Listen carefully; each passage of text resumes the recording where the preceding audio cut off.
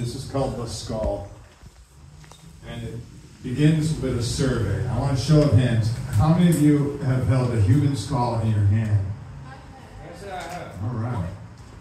Wow. Actually, you all have your own skull. Okay? So, trick question. But, okay, this is a story that I don't tell many people.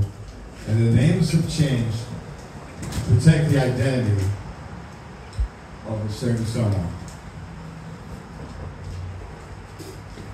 So when I was about 17, so 28 years ago, we were having a party at my buddy Joe's house.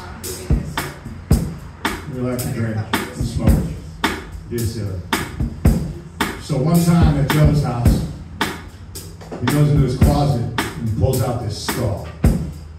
It was a children's skull. It was a small skull. We had a bunch of pencil notes on it. And we're like, where'd you get this skull from? He said, I stole it from the mantle of a professor. I don't know what he was doing in the house. I don't know. He had this skull. And we passed the skull around. And we're sitting in the room. And there are two interesting points about this skull. First off, there was a molar tooth growing in that eye socket of this little skull. Must have been like a teenager, small skull.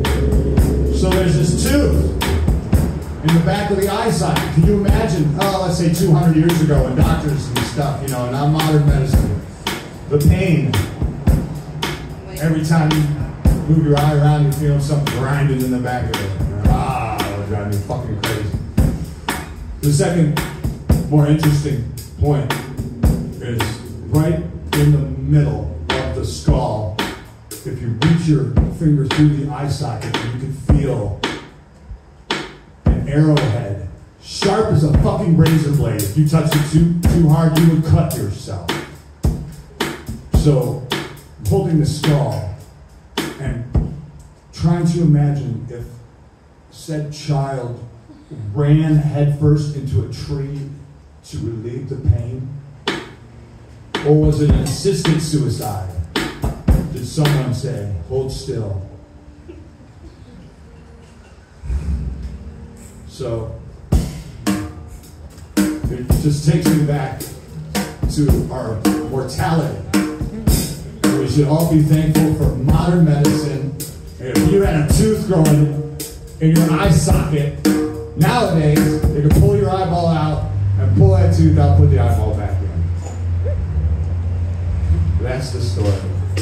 A skull.